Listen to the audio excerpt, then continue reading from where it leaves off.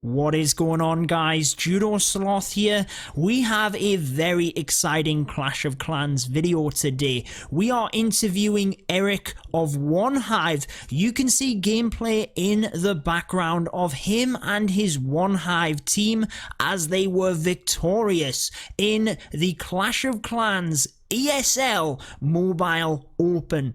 We're going to first discuss his experience of this tournament, how you can get involved with Season 2, and towards the end of the video, we are going to be discussing general attacking tips. How can you improve in Clash of Clans and give yourself the best opportunity at winning these esports style tournaments? So let's go straight ahead into that interview.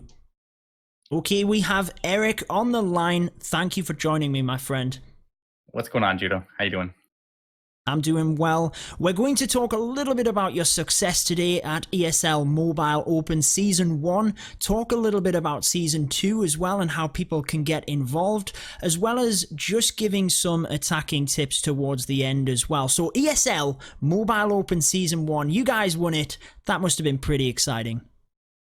It was really exciting. We went a long way. We just kept clutching win after win, and it was exciting every step of the way. So if you want to get involved, this is where it's at. This is the tournament to get into. Everybody can get involved. As they say, everybody is somebody, or what was the motto? A place where everyone can be somebody. I think you got that right. I think you have that right. Something along them lines. But June 24th is when anybody can be somebody, and that is when you can sign up for Season 2. Now, before we get into the specifics, like I said, we'll start about Season 1, but obviously you have your own YouTube channel, Eric. I'm sure, you know, we've said a lot of our audience will be the same, but you want to quickly tell people a quick snapshot about your channel? Yeah, my channel is Clash with Eric. I play in One Hive, and we play in tournament leagues all over the place. And from the Mobile Open to the World Clash Championship to every tournament we can get our hands on. And we put out a lot of strategy videos and teach people how to play and excel in that format and beat the strongest bases in the world. Fantastic. And I'm a great fan of your channel as well, might I add. But getting into the ESL Mobile Open then, so kind of talk us through a little bit at first. From when that tournament was announced, you signing up, what was that process like?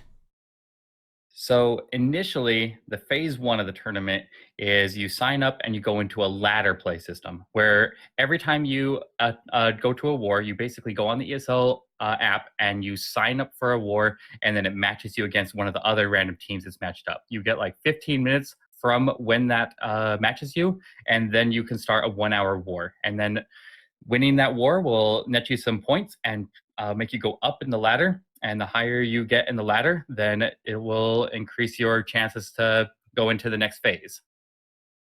Perfectly explained. And that's exactly the same for Season 2, which will open June the 24th, and it's 6 weeks of ladder players in it. And you can sign up at any point, but obviously I'm guessing you would recommend signing up at the start of that ladder play to maximize your chances.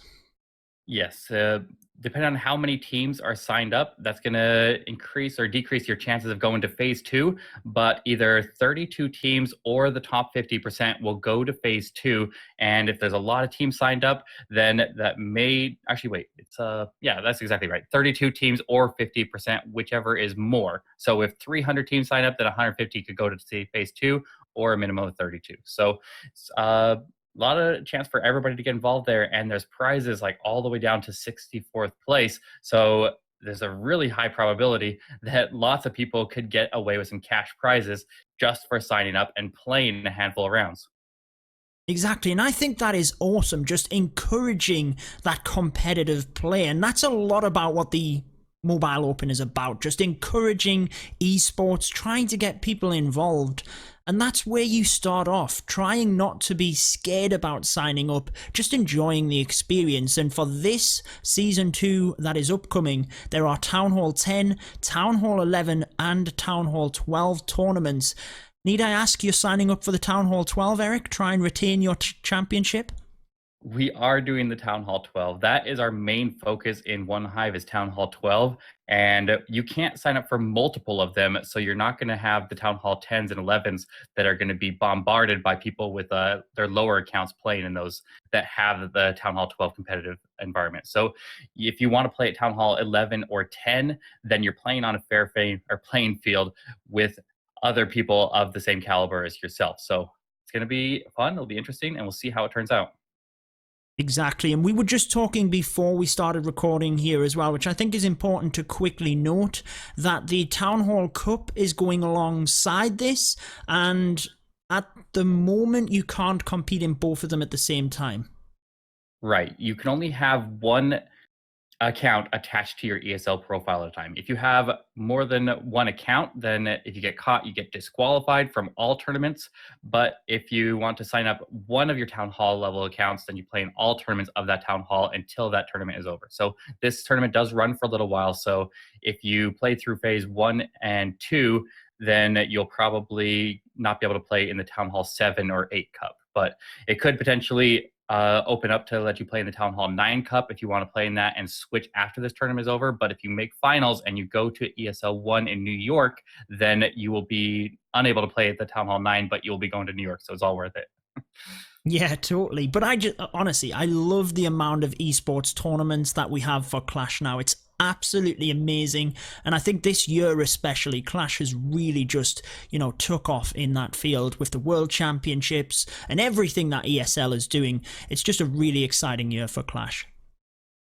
Oh, definitely. And I'm putting together a meeting hub in my other clan. It's called Double Barrel. So if anybody out there is interested and you want to get involved in those and you're just trying to meet other people that may not be in your clan to get a group together, then hit me up on Discord and join my Double Barrel clan, and we can hook you up with a team and meet you with other like-minded people. Oh, that's awesome. Thank you for sharing that, Eric. We should probably say that the gameplay on in the background that you guys can see is from the final. This is One Hive getting it done at DreamHack Dallas. So fast forwarding through the ladder player of season 1 there, we've kind of talked to people about season 2. There will be a link in the description if you guys are interested. That will take you to the ESL website. But going back to your experience of season 1, as you guys progressed through ladder play and you moved to the more knockout stages, what was that like? You must have then felt like you had a bit of a chance here at getting through to the finals. Oh yeah, the more you play in the earlier stages and the better you play, it's going to improve your chances at the end, obviously. So phase 1 is just knocking out 50% of the total players or top 32 if there's less than 64. And then phase 2 will be where they cut it down to 32, or it determines your ranking to go into phase 3 to determine seeding. So the better seed you get, the easier matchups you'll have when you go into the double elimination finals, which is phase 3, which ends at the ESL 1 New York, or in the last tournament was DreamHack Dallas. Yep, and One Hive had a couple of teams as well. I know you played on One Hive Team 2. That must have been pretty exciting as well, as a family of clans, having multiple people to represent your alliance there. Yeah, it would have been nice to have more, but that one was only open to the US. The next one is going to be open to Canada and Mexico. So we're going to be able to run more than 2 teams, hopefully, on the next one. And we'll be able to involve a lot of our lower Town Hall players as well, the Town Hall 10s and 11s. So hopefully One Hive is going to be running a handful of teams there, and we'll see a lot of action. Yeah, One Hive Takeover for Season 2 is on the cards by the sounds of it. That's pretty exciting. Yeah, and on top of that, running all those extra teams that we get out of Double Barrel is going to be even more on top of that for anybody who wants to get involved. So just a good meeting hub. Totally, totally. Now, I know you had kind of had the experience. One Hive went to Poland when the Clan War Leagues was first introduced into the game, so you guys had a little bit of experience on camera and what that was like. But fast forward to DreamHack Dallas. Start us off, man. What was that like?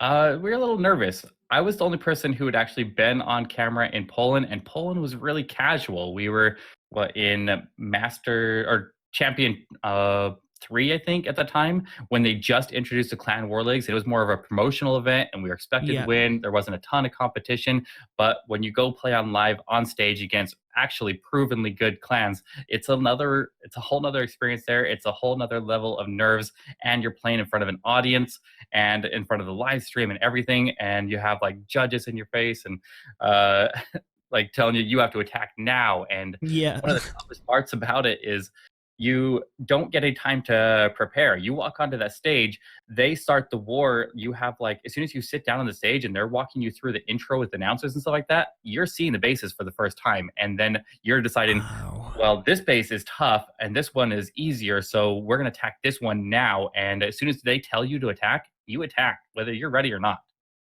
Wow, yeah, that is difficult, and that makes it even more impressive. Many of the people just watching this video that might not have seen the finals, you guys went out there and smashed it. First 2 attacks, 3 stars. That makes that even more impressive. Oh yeah, it was tough.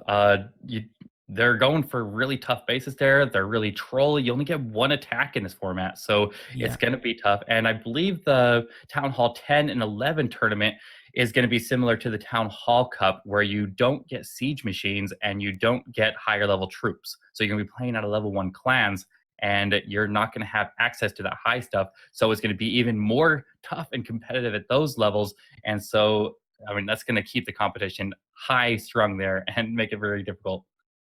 Oh, totally, yeah. And I mean, keeping in fitting with giving people tips throughout this video as well, I guess one thing I would say with that is practice without the siege machines now, because that will be an incredibly difficult thing to transition into then just all of a sudden not using them. So definitely something, I wasn't aware of that rule, definitely something that people should be adjusting to that level of play straight away.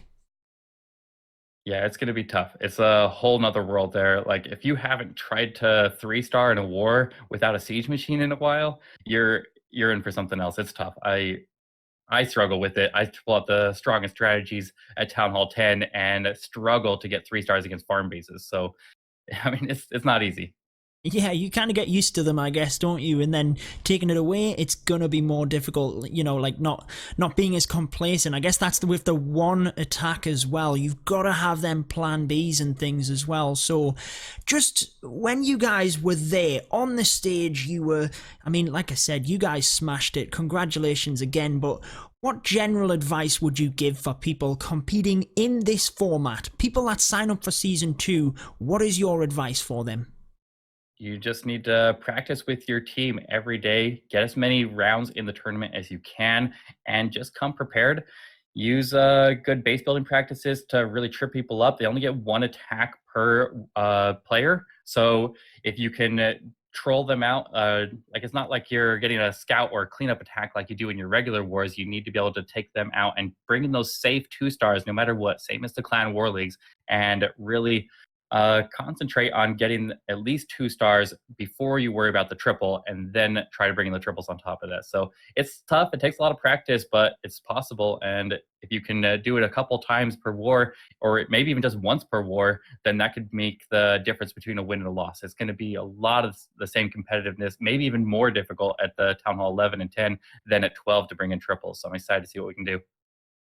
Yeah, totally. And I think that is a very important note, because I know a lot of the wars were just 2 stars across the board. You know, there was a couple of wars I saw that there wasn't even a 3-star. I'm talking earlier on in the tournament. So I think securing the 2, like you said, has to be that first goal, especially if this is, you know, a new experience for people, not trying to overshoot and then planning for the 3 on top of that as well. Oh yeah, and we're going to see a whole new meta of base designs, converting Town Hall 11s and 10s back to anti-2 style bases with the Town Halls inside to not just freely give away that 2-star. So we'll see some new styles of bases that might be possible to use for other things like pushing and farming, stuff like that as well. So it'll be cool to really see some well-built bases in that format. Yeah, especially since we don't have to worry about, you know, positioning the town hall in order to try and screw up the siege machine pathing or anything like that. We can have that town hall in the center and, like you said, hopefully protect against the 2-star in these styles of tournaments. So In terms of general advice here, then obviously we've gone over a little bit of your experience in season one there, and again, it was great to watch you guys. I hope you can get through and retain your title there in season two. We've promoted season two, people know how to sign up. Just general advice for people in the game. Obviously, you're at that highest level. Is there any general advice? Like, what's your top tip you would give to people that want to improve and get into more of that competitive play? If you want to compete at the highest level, a lot of it is just being able to predict your opponent. So the better you become at attacking and the more versatile you learn all the different strategies, then you will learn to see what stops those strategies and be able to set up your traps and stuff like that to counter the strategy that you predict they will attack with. And that is how you trip people up, especially in this single attack format style war. So, or farming or whatever it might be. So that is how you take the average bases and basically make them great. So Interesting. So researching your opponent there as well and finding out exactly what you can put up as a defense to maximize your chances. That's interesting in this competitive style. If you know who you're going up against, then definitely you can do a bit of research as well. See what strategies they like to use. exactly, that's how we beat Coastal Clash. We knew what strategies they liked to use, and we tested our bases specifically against those and put the traps set up specifically to counter those, and they couldn't bring the triples against us. Exactly. I mean, that worked perfectly. I think at the moment there is a lot of P.E.K.K.A Smash, P.E.K.K.A Bowbat, them style attacks. Hopefully with the update we will see a couple of other strategies coming back into it, but I know you guys have well, I've seen a video on your channel, Eric, explaining the different methods of that. Is that the best strategy for people to be using currently in this format, do you think, or? In the current format, any type of P.E.K.K.A or ground, like big push attack like that, where you're sending the bulk of your troops all together and they drive to the middle of the base, those are currently the strongest. But I guess Itsu was saying that if the healer changes, that will be nerfed just slightly, but overall they still work. And even with the healer radius being reduced in the update, they still work well. But you're going to see a resurgence of the La Lune attack, and the Queen charges are going to be strengthened by the other changes. So I'm excited to see exactly what happens in the meta, but I predict it's going to affect a lot of people, and hopefully we'll see a little bit more variety and a little bit less P.E.K.K.A Smash and more of the La Lune meta. Exactly, and I'm personally happy with that change as well. I know Itsu was saying the healers tend to lock onto the P.E.K.K.A s and the splashes, and they tend to stick together, so the splash difference won't be that big, but it ultimately will have a little bit of an impact, I'm sure. But especially for Queen Charge, there is no difference there. But I like how Supercell haven't necessarily directly nerfed that as a strategy, but they've kind of buffed other things as well. The new haste, the new rage spells, that will hopefully help that Lava Loon attack. And like you said, just bring a bit variety into things as well. Exactly. I'm excited to see what the new update brings, and I guess we're going to see a whole barrage of it when the other teams that just qualified for Poland get there for the World Class Championship qualifiers. So they'll probably have the update dropped, I predict, between now and then, and that will make so that we can see a first look at the new meta when they get there. Yeah, that would be cool for sure. I am excited. I'm always excited with updates to see how things shift, and often the littlest changes can make a big difference, so you never know. You really don't. Oh yeah, there's all the little tiny things that piece together to make the meta. So as soon as you learn all that, you can do a lot of great things with it. Exactly. So again, I want to thank you for coming on, Eric. I think that's been awesome to just hear that little bit of insight into your experience at DreamHack Dallas and winning season one of the Mobile Open. People know how to get involved with season two. Again, there's a link down in the description of the video you guys can check out. And again, thank you for the advice you've given to people there as well. Any closing words or shout outs that you want to give before we wrap up? Yeah, whoever ends up making those finals in ESL 1 New York, I'll see you there. I'm going regardless of whether we qualify or not, so you'll get a chance to meet me if you come on out.